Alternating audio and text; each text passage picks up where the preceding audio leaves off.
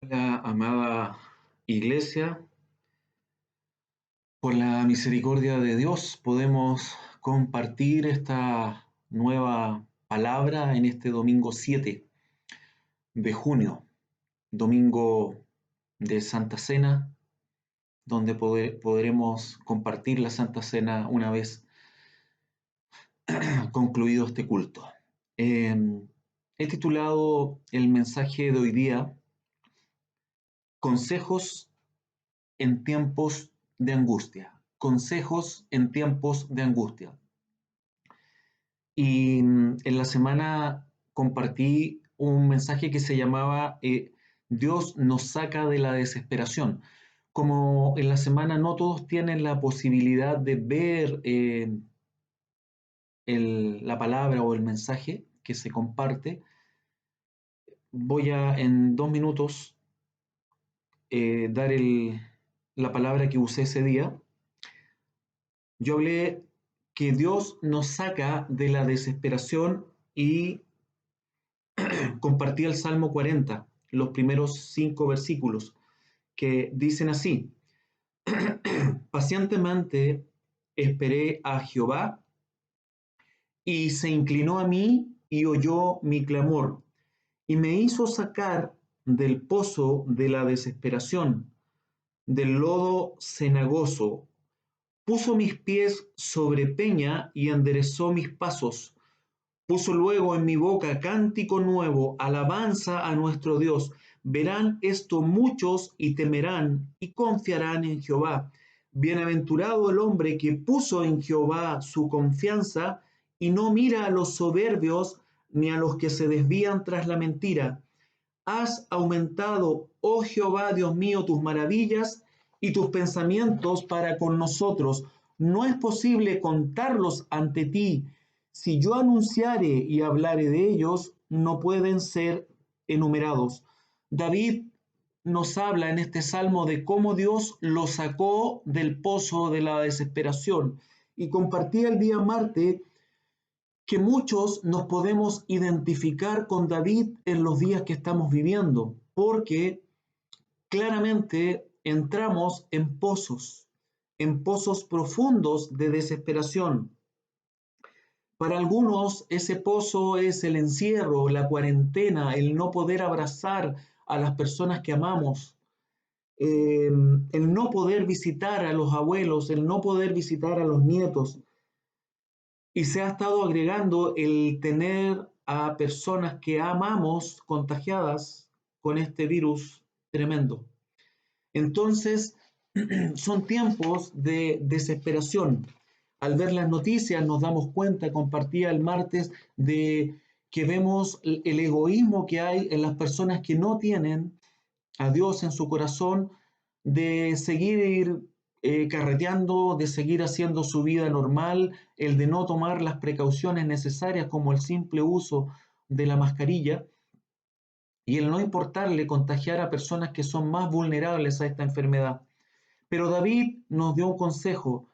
¿Qué podemos hacer? Y están en los primeros versículos del texto que yo les leí. En el verso 1 él dice, pacientemente esperé a Jehová y dice, y se inclinó a mí y oyó mi clamor. O sea, David y tú y yo tenemos un Dios que escucha nuestro clamor y se inclina en el oído, se inclina a escuchar cuál es el pozo en el cual has caído, cuál es la desesperación que estás pasando. Y Él nos dio 3 consejos de acuerdo a estos versículos. Primero era esperar pacientemente en Dios. Segundo era poner toda tu confianza en Dios. Y tercero, confiar en Dios, tener esperanza en Dios. Quise hacer ese breve resumen del martes porque sabemos que en la semana, producto del trabajo de algunos, no pueden eh, escuchar el sermón como se escucha el día domingo, que en general lo escucha toda la iglesia. Y hoy día quiero hablar, amados, quiero dar algunos consejos para poder seguir avanzando, porque esa va a ser la idea. Por eso he titulado Consejo en tiempos de angustia. La idea es que esto lo llevemos como lo he expresado desde el comienzo, día a día y paso a paso.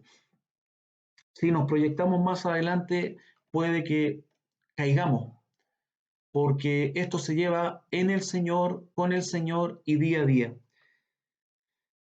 Y el primer consejo que te quiero dar es que como hijos de Dios debemos aprender. Este es el momento, este es el tiempo, este encierro, esta cuarentena es el momento de aprender, porque después, al volver a los afanes, es más difícil. Entonces, el mensaje reiterado que te voy a dar como pastor es que este es el tiempo y lo lógico que el Hijo de Dios aprenda a alabar a su Dios, a glorificar a Dios con tu boca, no con la boca de otros. Y no me refiero con alabar a Dios a solamente cuando nos congregamos como iglesia en tiempos normales y cantamos canciones, porque aún así hay personas que no lo hacen o que no tienen la costumbre de hacerlo. Me refiero a algo más, amados. Me refiero al día a día. El cristianismo lo enfrentamos y nuestro desafío es cómo enfrentamos el día a día. Y en ese día a día tenemos que aprender a que de nuestra boca surja una alabanza a Dios. Y ese es el fruto de una boca que tiene gratitud con Dios. Y aún en tiempos de muerte, aún hoy día escuchaba 93 personas muertas, decían las noticias, aún en tiempos de muerte, en el Hijo de Dios tiene que haber gratitud hacia ese Dios, porque aún en tiempos de muertes, tú sigues siendo su hijo y Dios sigue siendo tu padre. Eso no cambia, eso es inalterable. ¿Y a qué me refiero con expresar una alabanza? Solamente ejemplo, gracias Señor por el alimento que tú das hoy en mi mesa. Gracias Señor por la salud. Sea bendito tu nombre. Gloria a Dios porque hoy día estamos todos vivos. Pero son palabras que Dios quiere escuchar de tu boca y que son el fruto o la muestra de un hijo que tiene una relación con un Dios. Y no quiero hablar de algo religioso, quiero hablar de lo que es genuino, de lo que se te ha enseñado en la iglesia, que es una, algo genuino que brota de tu corazón y tú lo haces. Mateo 12:34, como siempre, para avanzar, anoten y después lo ven en familia y así avanzamos rápido. Mateo 12:34 dice, porque de la abundancia del corazón habla tu boca. Por lo tanto, cuando la persona tiene una relación con Dios, su boca lo va a expresar. Si no lo expresa, es tiempo ahora en la cuarentena que revisemos nuestra relación con Dios para que sea mejor.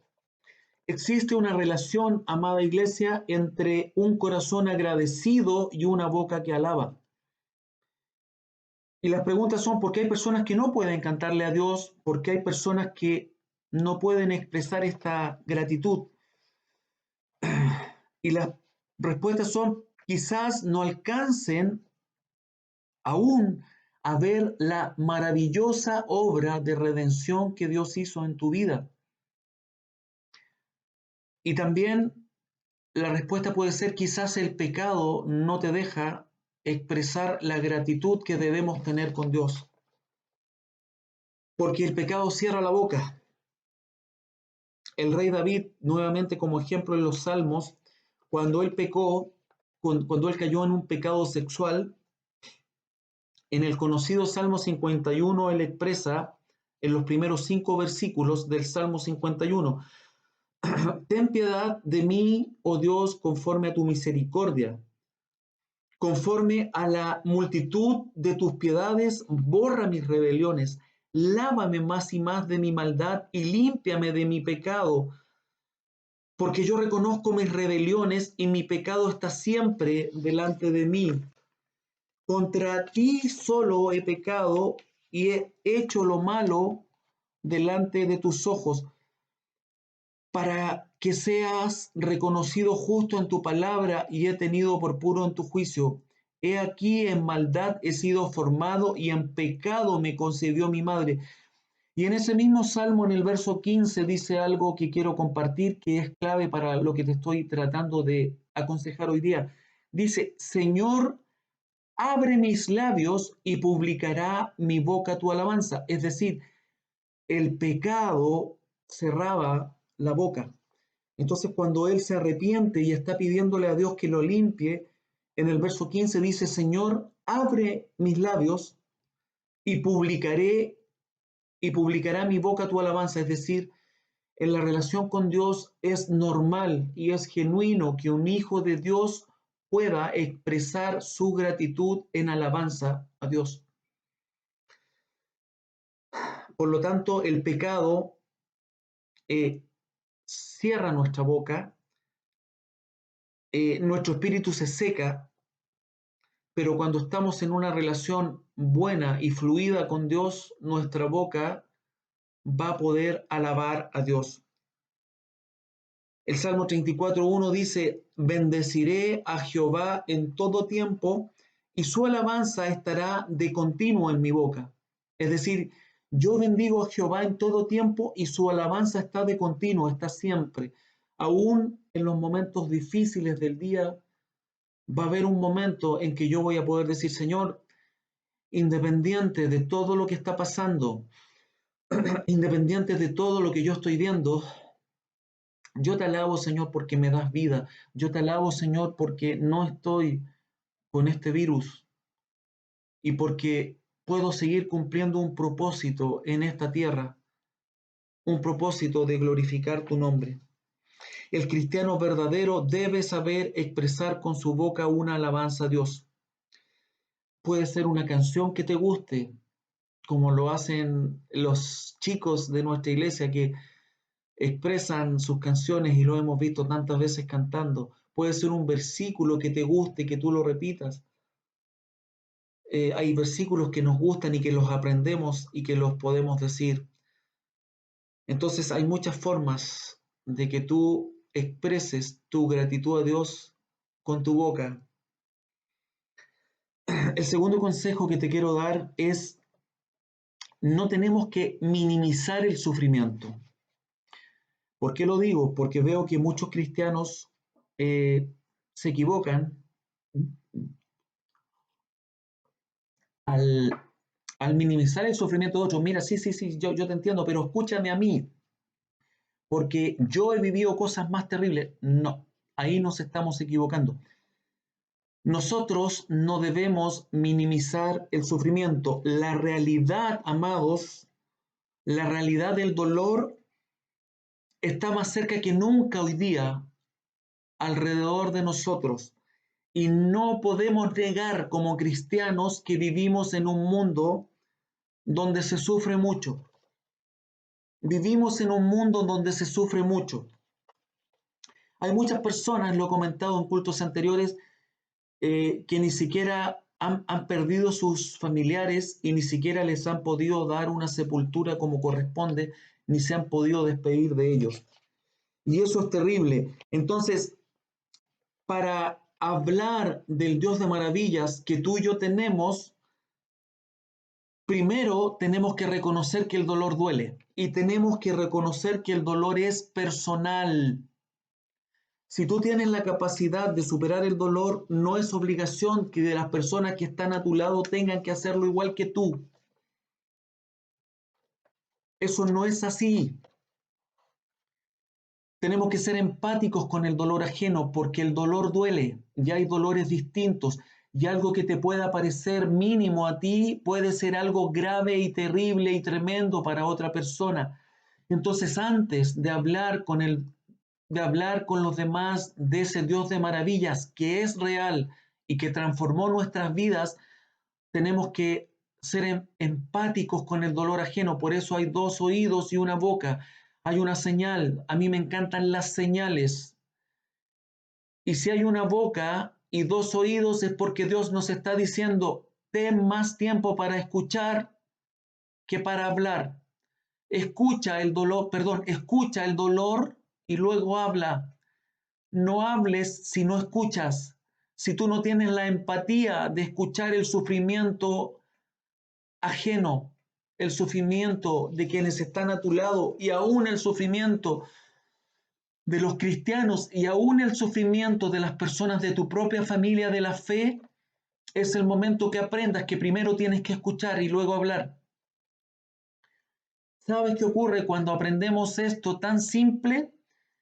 Las personas nos van a ver honestos, nos van a ver sensibles y vamos a ser creíbles.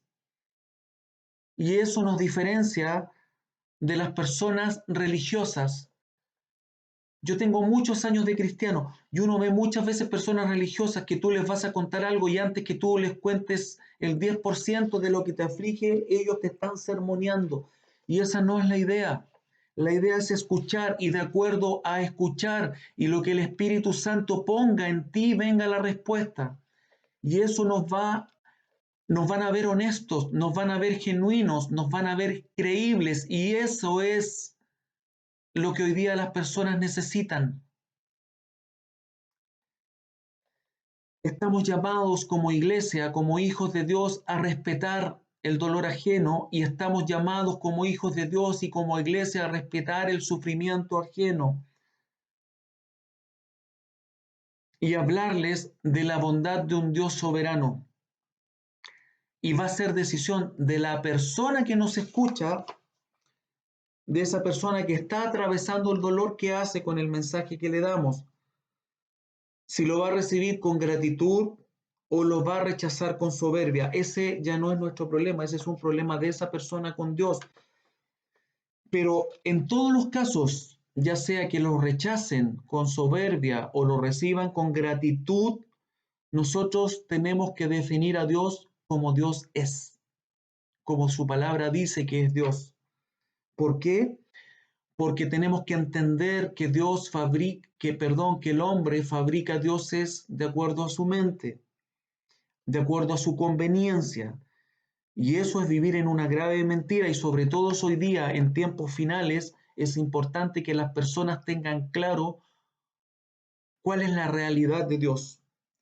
Y la verdad es que Dios no es la suma de las ideas que las personas tienen de Él. Porque nosotros no creamos a Dios, Dios nos creó a nosotros. Y Dios nos invita a conocerlo a través de su palabra. Y eso quiero que aprendas como hijo de Dios, como hija de Dios. Dios nos invita a conocerlo a través de su palabra y nosotros sabemos quién es Dios a través de su palabra, porque Dios se revela por su palabra, como también se revela por medio de su creación, como también se revela por medio de la obra redentora de Cristo. Lo que quiero que entiendas hoy día es que tenemos, como lo cantamos en la iglesia, un Dios de maravillas. Tenemos un Dios maravilloso, que aún en tiempos de pandemia eso no cambia. Él sigue siendo un Dios maravilloso. Dios hace salir el sol sobre malos y buenos. Dios hace descender la lluvia sobre justos y injustos. Dios es bueno aún con millones de personas que aborrecen su nombre. Dios es bueno aún con millones de personas que tienen otros dioses con minúscula. Hay una ley antrópica, que los científicos hablan. No es mi tema, no me caracterizo por entender bien estos temas, pero te quiero hablar, lo voy a leer, pero muy breve. ¿Qué es el principio antrópico? El principio antrópico significa que está relacionado con los seres humanos y con su existencia. El principio antrópico es la ley de la existencia humana. Es bien sabido que nuestra existencia en este universo depende de numerosos parámetros y constantes y constantes cosmológicas, cuyos valores numéricos deben situarse dentro de un rango de valores muy estrecho. Esto lo quiero decir para quienes les llama la atención este tema. en cuanto a que vean lo perfecto y maravilloso que es Dios cuando se revela a través de su creación. Eh, si incluso una sola variable estuviera mal, siquiera un poco, no podríamos existir. La extrema improbabilidad de que muchas variables se ajusten de manera prometedora a nuestro favor simplemente por casualidad, más bien ha llevado a algunos científicos y filósofos a proponer que fue Dios quien providencialmente diseñó el universo para satisfacer nuestras necesidades específicas. Ese es el principio antrópico, que el universo parece haber sido ajustado para nuestra existencia. Y un par de ejemplos es, por ejemplo, que el lugar de la Tierra en el sistema solar, si estuviéramos más lejos del Sol, el agua de nuestro planeta se congelaría y si estuviéramos más cerca, el agua herviría.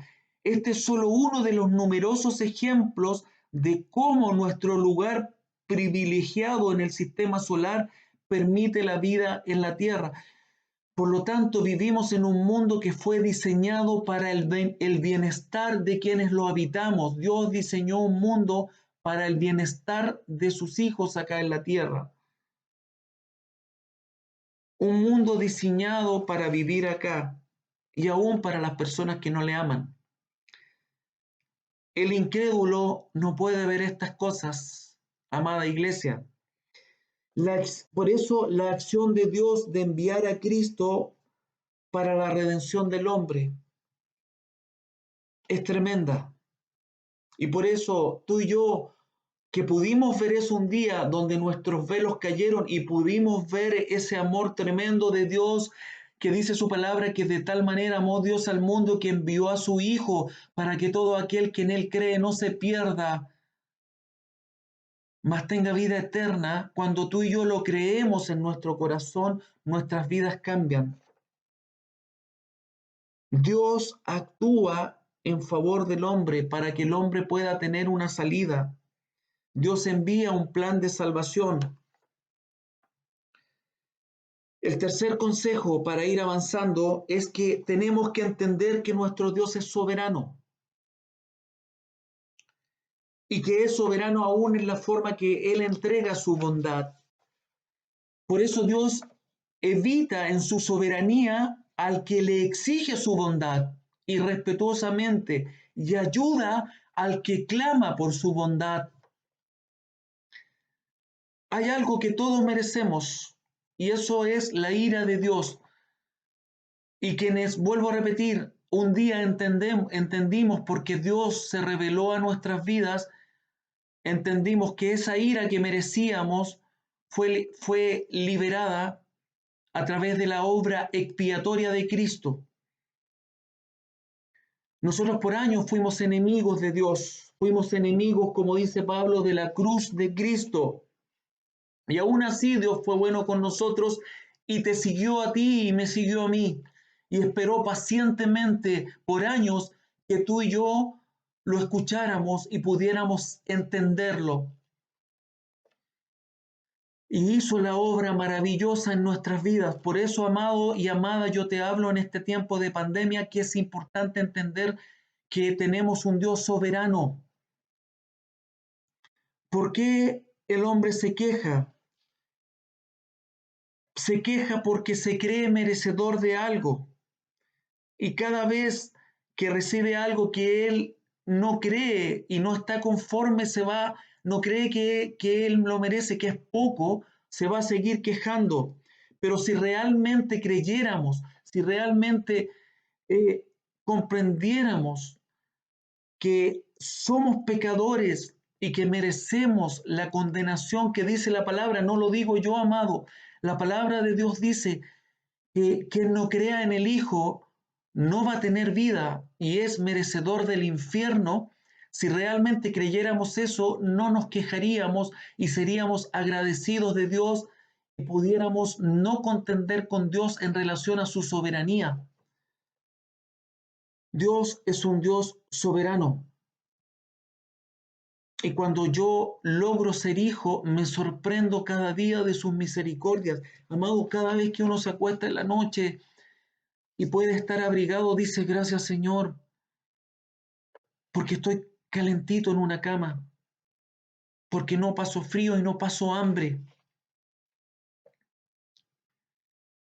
Y puedo entender que fuimos creados para alabar a Dios, para glorificar su nombre. ¿Qué ocurre, amado? Que el hombre no quiere eh, la gloria para Dios, la quiere para él mismo. Yo tengo esto porque yo me lo gano, porque yo soy inteligente, porque yo soy capo, no necesito a Dios. Mateo 5:16 dice, así alumbre vuestra luz delante de los hombres, para que vean vuestras buenas obras y glorifiquen a vuestro Padre que está en los cielos. Por lo tanto, la palabra de Dios nos llama a que cuando alumbramos con esa luz que Dios pone en nosotros, podamos glorificar a Dios. La Biblia llama buena obra aquella obra que se hace bajo los parámetros de Dios y que van para la gloria de Dios. Lo que yo estoy haciendo hoy día es para la gloria de Dios. O sea, no es importante el mensajero. Lo importante es el mensaje. Y el mensaje es palabra de Dios. Y eso es lo que transforma. Mucha gente hace el bien, pero su motivación no es la correcta. La hace con una motivación de decir, nosotros vamos en ayuda de esta persona X. Yo me llamo, póngale usted el nombre que quiera para no hablar de un nombre. Me voy a poner yo. Yo me llamo Luis Castro y yo traigo esto porque yo soy bueno. No, ese no es la motivación de Dios. Nosotros venimos aquí, nosotros ayudamos, nosotros hacemos buenas obras porque Dios un día transformó por misericordia nuestras vidas y estamos aquí para glorificar a Dios. Y eso se detecta claramente en cómo uno habla. Muchas veces muchas personas hablan gracias a la vida y la vida no da eternidad. Y tú entiendes la motivación correcta cuando las personas dicen gracias a Dios. Y Dios es el dador de la vida y Dios es el dador de la eternidad. El gracias a la vida solamente significa para identificar a una persona que no tiene a Dios. Los cristianos en el mundo decimos gracias a Dios. ¿Por qué? Porque solamente podemos ser salvos por su gracia, porque la Biblia nos dice que cada vez que una persona peca y no cumple solamente con un mandamiento, viola toda la ley de Dios y con cualquier pecado atentas contra el soberano del universo. Entonces, la motivación correcta es Dios. Y la motivación correcta es que todo lo que hagamos sea para la gloria de Dios. Y el mundo está bueno de cosas que hacen buenas obras. Y eso es bueno. Es mejor que hagan buenas obras a que hagan malas obras. Pero la motivación de muchos no es la correcta. Porque la motivación es Dios. Y yo quiero ir al fondo del problema porque nosotros hablamos las cosas espirituales y lo que nos debe importar es el fondo espiritual.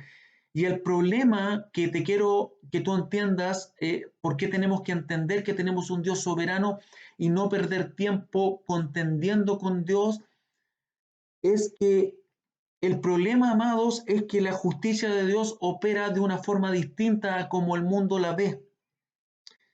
Las obras que Dios hace, las obras que el hombre hace sin Cristo no tienen ninguna importancia para la justicia de Dios, para la justicia que se va a mover en el cielo cuando el hombre se presente delante del trono de Dios, de un trono de justicia.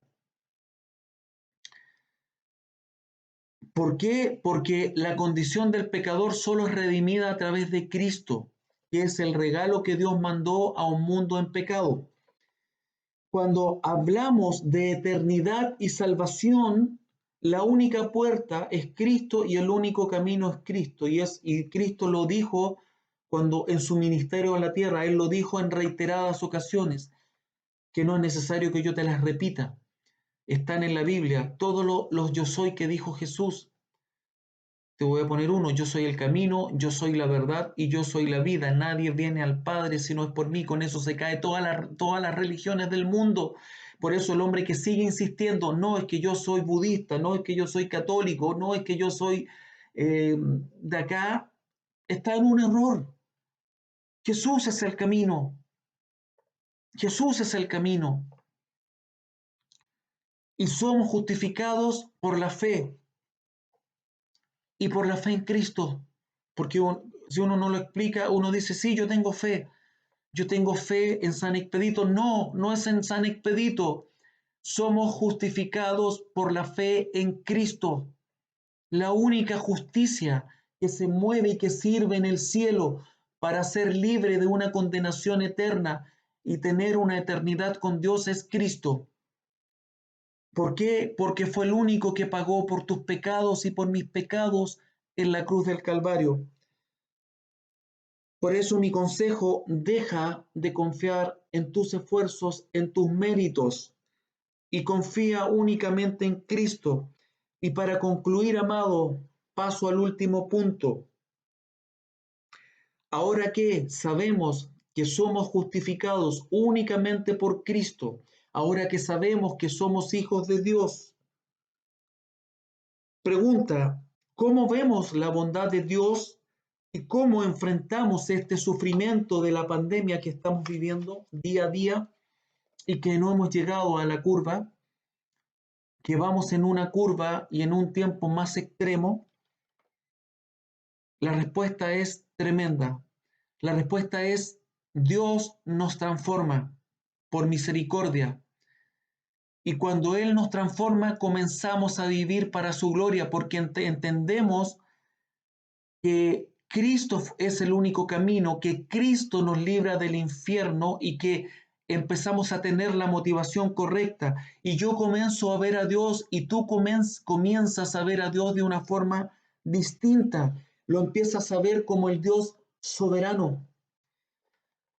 Y para los que ven Moisés, fíjate que cuando se presentaban ante un Dios terrenal como este Dios Seti, el Dios que estaba en ese tiempo gobernando Egipto, cuando van donde Seti, si el dios Seti no estaba de acuerdo, mátenlo. El que no cumplía, muerte. Y él decía: ¿cómo te atreves a ir contra el soberano? Entonces, eh, hago ese paréntesis para que veas cómo funcionaba un rey. Por eso cuando hablamos espiritualmente de un rey de verdad, de un rey verdadero, que es el rey de reyes y el señor de señores, tiene que estar en ti, cristiano, el verlo como un Dios soberano y se nos empieza a revelar su palabra. Como por ejemplo en Romanos, cuando dice: y sabemos que los que aman a Dios, todas las cosas le ayudan a bien. Dejamos de quejarnos porque empezamos a entender que lo que te está pasando a ti, que lo que me está pasando a mí, es porque Dios lo está permitiendo, porque a lo mejor en estos últimos tiempos le plació a Dios que estuviéramos encerrados en nuestros hogares para tener un último llamado, para tener un último tiempo con Dios, para que dejemos los afanes del mundo y permitamos que Dios se revele en la unidad de una familia, en la unidad de un matrimonio que empieza a orar juntos y que pierde la vergüenza. Yo sé que no, yo sé que es difícil tomar a tu esposa, a tu esposo y orar juntos, pero cuando empezamos a ver que lo dice un Dios soberano, lo pide en su palabra, que nos unamos, que nos consolemos con un mensaje de último tiempo, vamos a perder eh,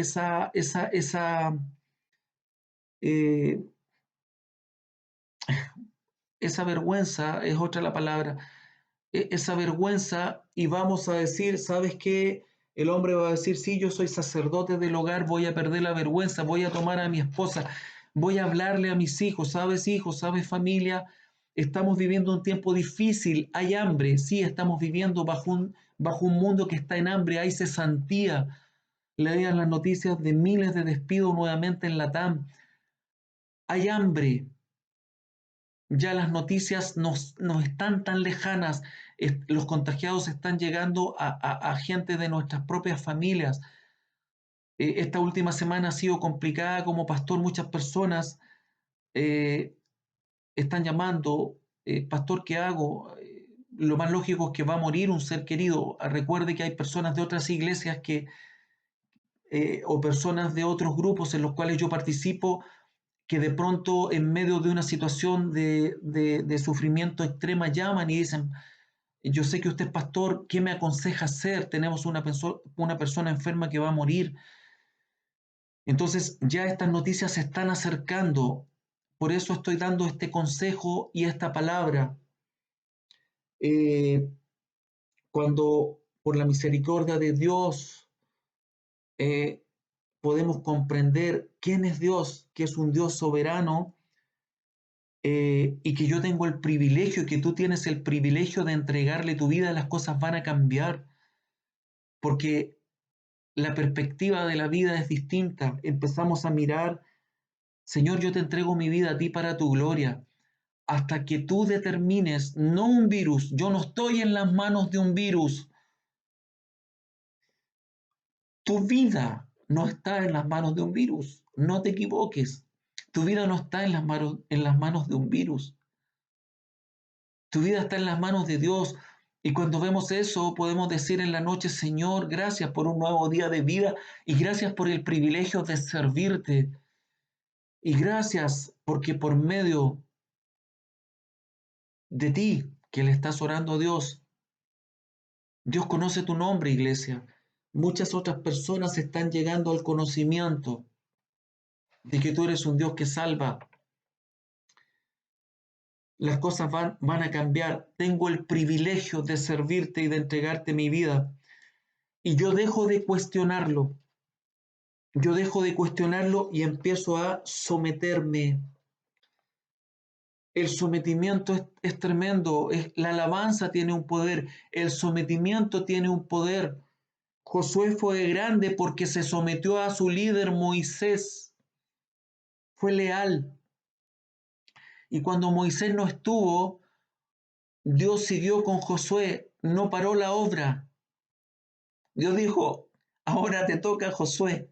Vas a ser grande. Cada lugar que pise la planta de tus pies va a ser para el reino de Dios y yo voy a estar contigo donde tú quieras que vayas. Entonces, sométete a Dios y acéptalo como un soberano. El salmista dijo, para el que anota, Salmo 16, 1, guárdame, oh Dios, porque en ti he confiado. Oh alma mía, dijiste a Jehová, tú eres mi Señor, no hay para mí bien fuera de ti. Y eso es tremendo para lo que estamos pidiendo. Amado, aunque perdamos todo, el mayor bien de tu vida, el mayor bien de mi vida, es tener al Dios de maravilla en nuestras vidas. Y esa es la lucha que tenemos que enfrentar cuando yo te digo en el día a día. Lucha con tu mente, lucha con tu alma. Dile a tu alma, con esto termino, dile a tu alma, como dijo el salmista, anótalo y después escúchame. Salmo 103, 1 al 4. El salmista dijo, bendice alma mía a Jehová. El salmista le está diciendo con su boca, bendice alma mía a Jehová y bendiga todo mi ser su santo nombre. Bendice alma mía a Jehová y no olvides ninguno de sus beneficios. Él es quien perdona todas tus iniquidades, el que sana todas tus dolencias, el que rescata del hoyo tu vida y el que te corona de favores y misericordia. Dile eso a tu alma y, y vas a poder llevar esto de una forma distinta. Él es el que te libra de la muerte, Él es el que te saca del pozo de la desesperación, Él es el que te da una eternidad.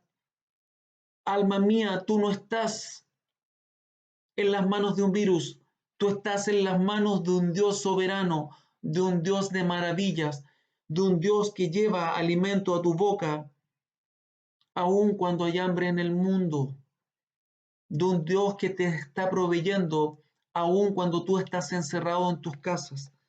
Y eso es tremendo, eso es tremendo. Ese es el mensaje, amada iglesia, para tu vida y para mi vida en este día. Deseo que tengas un buen término de domingo. Deseo que este Dios de maravillas permita que puedas seguir creciendo en esta cuarentena, en este encierro. Sigue creciendo. No permitas que tu mente te ataque. Que de tu boca, que de un corazón agradecido empiecen a surgir alabanzas a este Dios soberano, a este Dios de maravillas. Y tú vas a ver cómo Dios transforma tu vida y cómo vamos a entender su palabra. Vamos a poder comprender que los que aman a Dios, todas las cosas son para bien. Y vas a poder alabarlo. Gracias, Señor, por este día. Gracias, Señor, por este tiempo. Que el Señor te bendiga con amor en Cristo, tu pastor. Bendiciones, amado.